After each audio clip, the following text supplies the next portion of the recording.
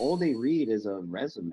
Like, I'll be honest with you, on LinkedIn, I haven't even posted my last job or when I finished my last school because Mm, there's more to me than that.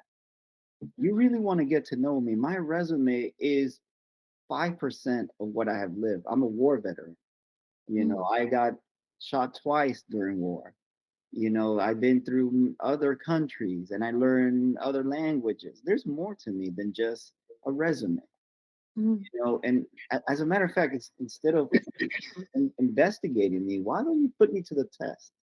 Test me, see my capabilities, see my qualification. And that's why I wanted to bring this to Tia, because when you walk in, Tia, they come to you and they're like, oh, Dr. Tia, everyone's like impressed, Dr. Tia.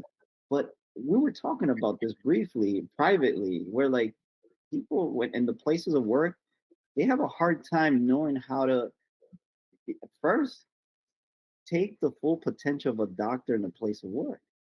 I want mm. you to like, let's talk about this a little bit from our perspective and then from Kevin and Autumn's perspective too. What are your thoughts about? Do they really know how to utilize your academic experience? I would say no.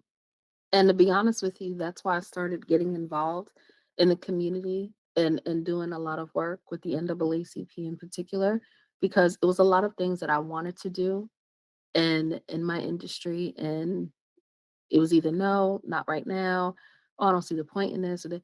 And I didn't want to become disgruntled, so I was just like, okay, then what can I do? So, like I said, I started taking it to the different organizations and different people in the community, and they ate it up.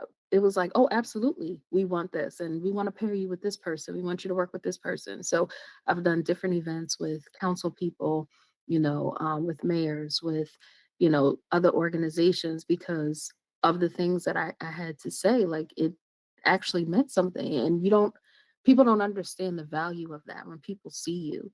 And the work that I do at the NAACP, I do not get paid for, but it fuels my purpose and my passion. And that's the thing that gets me going, and you would think it would be, where you get paid at, your 9 to 5, but it's not. And I do feel like, unfortunately, sometimes employers don't see who they have in front of them. Like you said, they feel like they hired you for this specific role and that's how they see you. So anything that you want to do beyond that, it's almost like, okay, yeah, we could do this. Okay, well, we'll get someone else to do it, or we'll hire someone else to do this, or okay, they later come up with it miraculously, like it's their idea, and it's like, "Mm, no, I mentioned this to you 2 years ago," or no, we had that conversation 8 years ago, or things like that. So no, I really don't think that they value, and that's why I said it's very important that you don't just go to work and go home. You have to have some form of an outlet. No, you don't have to join an organization. No, you don't have to be a part of NAACP. You can do other things, whatever fuels you, whatever your hobby is. Your hobby can even turn into your career, or it can turn into a side hustle. Or you can even sell what it is that you do. For people who are really good at math, okay, you can sell your tutoring services. Or if you're really good at editing videos and helping people with web pages, okay, go on Fiverr, sell yourself. There are many different things that you can do outside of your role, because unfortunately, even though we spend a majority of our time at work, I feel like sometimes people use that, and it may not even be intentional, but sometimes people use that to forget about their dreams. Because what happens after you leave and you come home? You're tired, you don't feel like working out. Sometimes you don't even feel like eating dinner. You just want to go to sleep, or you just want to bury yourself on Instagram, or binge watch something on TV. No, take that time to fuel your purpose, whatever your purpose is, whether it is photography, or it is, like I said, the advocacy work, doing things in the community. Most times meetings happen after 6 p.m. and they're via Zoom, like whatever it is that you want to do those things. Even if you're into fitness, you can also, become a personal trainer online, and have people pay you for your services. Like there's so many different things that you can do. And that's why I always encourage people to, especially my students. I'll have students that will say, oh, I want to be a cosmetologist and go to school. So I'll go to cosmetology school afterwards. And I'm like, no, you could do it now. Take that refund check, and instead of going and getting that Marc Jacobs bag, put it towards a course that you can take in the evening or on the weekends or online, earn a certificate or some type of license, whatever it may be.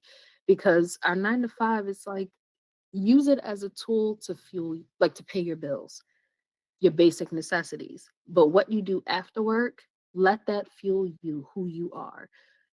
Don't let those dreams die. That's what the youth needs to hear. I think, especially those that are self-doubting themselves that they can't do it.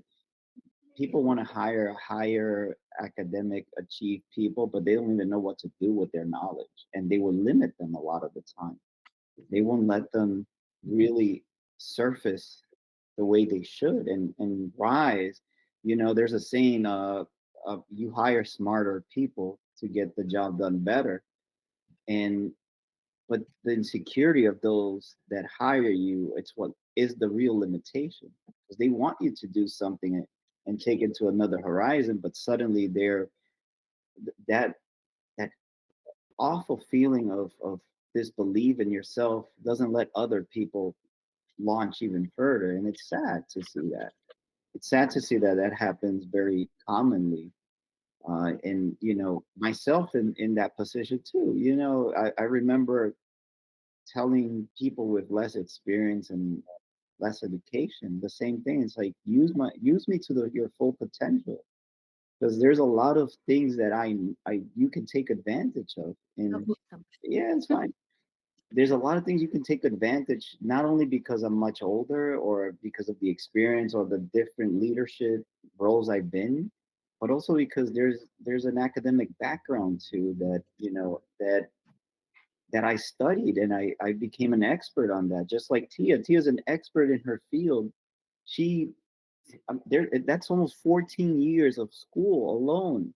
Think about 13. You go to PhD is almost 13, 14 years of college. That should not be taken for granted. And what I want to ask you, Tia, because we also talk about the pay grade also. PhDs really, like, I believe besides it not giving the opportunity to really take a project and catapult it even further, but also the payment. Mhm. What are your thoughts about I feel like a lot of times we aren't paid our worth. And unfortunately, people know this. When you're in the helping professions, whether it is case management, social work, or education, you are not paid your worth. So, for the most part, you are in these roles because, again, this is your passion. This is what your purpose is. This is what you went to school for. These are some of the things that we would do even if we didn't get paid for it, because that's what wakes us up in the morning. That's what gets our day going. But no, most times we are not paid our worth, which is why it's common to see people like us have part time jobs, whether you are an adjunct professor or you are doing tutoring, or maybe you have your own business on the side, and maybe people are paying you for your services in terms of speaking, or whatever it may be. It's very common to see people do that because no, we do not get paid our worth, it? Yeah, and and it's unfortunate. it's unfortunate, and I also think it's unfair to not evaluate what somebody's value is at work, because it is easy to value, and this happens in most corporations and institutions. Hmm. You always want to keep the higher ups very happy with bonuses, and you're able to evaluate that value very easily. But then Yeah. as it trigger downs the system, it's like, well, you are dispensable, you are removable. And then And although that was the issue too, working in like private colleges, because you're at will. So it doesn't matter how good of a job you do, how great you are, how much of an impact you make in the students' lives, you're at will. And I've seen many instances when I worked in private colleges where there were people who, I mean, it was like scuttlebutt about layoffs happening, but you just didn't know when, where, how it would be done. And there were people that literally woke up that morning, got up early, came to work, and the locks were changed, or their computer was gone. And I'm like, that is so humiliating, you know? And then they get escorted off campus by security as if they're going to do something. And these are people who have worked there for like 10, 15 plus years. So yeah, Yeah, it's really disheartening. that's what I was saying. There's a very thin line between diplomacy and hypocrisy because I'm okay if someone, a corporation or institution says, yes, you are replaceable. That's it. Say it. You don't have to Yeah, be diplomatic all the time and say, like, yes, we are for the people. And it's like, are you really? Your actions will show you. Like when somebody loves you, they show it through action as much as they will say, the word that they love you. They will show it more through their yeah, actions every day. They will show up. They will take initiative. They will romanticize you. They will actually, with the evolution of time, they will try to evolve the communication that fills you in those moments. And that doesn't absolutely. happen. That doesn't happen in your places of work. There is no that one-on-one, you know, I would say tangling system with you, connecting system where you feel loved at work.